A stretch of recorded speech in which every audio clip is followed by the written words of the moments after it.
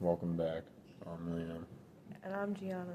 Today we're going to be talking about the book Postmortem by Patricia Daniels Cornwell, introducing Dr. Kay Scarpetta.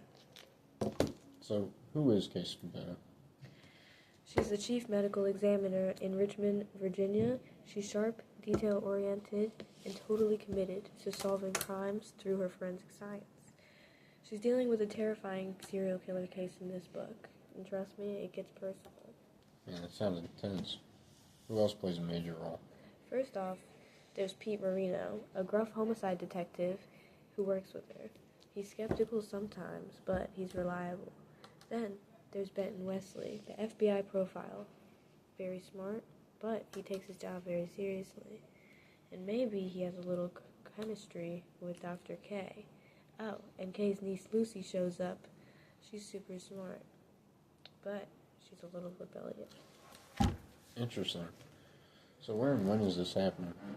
This is happening in Richmond, Virginia in the late 80s. Early 90s, so no fancy tech, just good-fashioned detective work and early forensic science. Alright, what about the plot? The serial killer is murdering women in their homes, but there's no sign of 4th century, no major clues.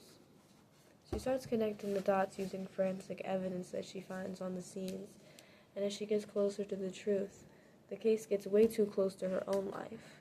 It's not just about science, it's about surviving. Man, sounds good. How into the book were you? I was pretty into the book. It was pretty intense, and it was the way they really were looking for them was smart, I feel like. They didn't have a lot of resources to go off of. You know, they only were using early forensic science. They didn't have a lot of things that we have today. So, yeah, I don't know. I think her character is also strong, but she's human. She doubts herself sometimes, and you feel that pressure on her to keep the case going. And, yeah, she's a pretty good protagonist to listen to and see her story. What about the themes?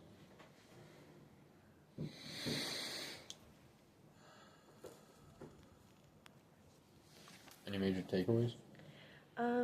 Yeah, I'd say, no, not takeaways, don't say that, say themes. What about themes? Any major takeaways? I'd say the major themes of this were power dynamics and justice through science.